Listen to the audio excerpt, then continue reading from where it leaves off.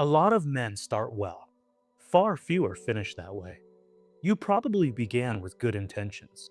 You wanted a strong marriage. You wanted to be a good father. You wanted to stay close to God and become a man your family could depend on. Then life started asking more from you. You got busy. You got tired. Some things didn't turn out the way you expected. And some of the commitments that once felt important slowly became harder to keep. Starting with good intentions isn't the hard part. The hard part is remaining faithful years after the excitement is gone. Anyone can begin strong. The question is, will you still be running when the years have tested you?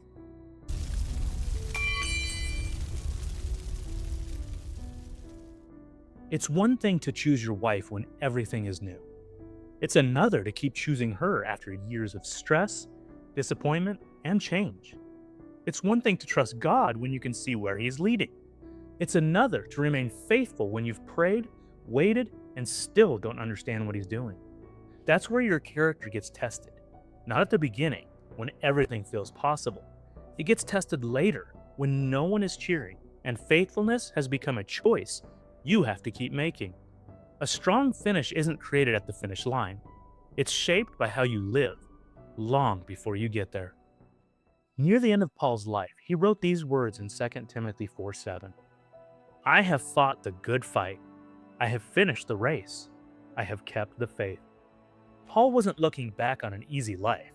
He knew suffering. He knew disappointment. He knew what it cost to follow Christ. But he didn't talk about what he intended to do. He talked about what he kept doing.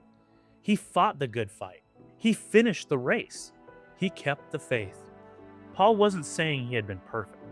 He was saying he remained faithful. That's what it means to finish strong. Finishing strong doesn't mean you eventually reach a point where you stop failing. That isn't real life. You'll lose your patience. You'll become distracted. You'll make decisions you regret. The question is, what do you do next? The faithful man doesn't let failure decide his direction. He admits when he's wrong. He makes things right where he can. He returns to God and keeps going. Your family doesn't need you to become a finished version of yourself today. They need a man who keeps returning to what matters. That's how a marriage lasts. That's how your children learn that they can trust you. That's how faith survives difficult seasons. You finish strong by coming back to what matters before too many years are lost. The greatest danger isn't that you might fail.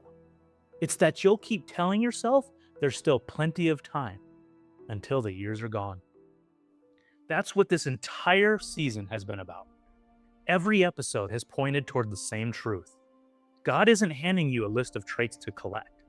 He's shaping a whole man. The goal wasn't to finish the season with more notes. The goal was to live differently because of what you heard. There may be a conversation you've avoided, a commitment you've neglected, a part of your life where you know you've stopped growing. You probably already know what needs your attention. Your story isn't finished yet, and you can still change direction. You don't need to repair your entire life today. You need to take the next faithful step. Then, when tomorrow comes, take another. Take an honest look at the direction of your life.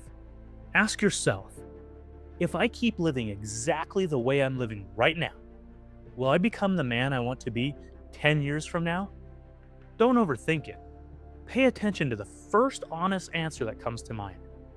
Then ask, what is one faithful step I can take today? Not next month, not when life becomes easier, right now. The way you finish is being shaped by the way you live today. This season may be ending. The work isn't. You don't graduate from becoming a better husband, father, or follower of Christ. Tomorrow will still ask you to choose what kind of man you're going to be. When this video ends, don't treat it like the end of something. Take what you've learned and live it.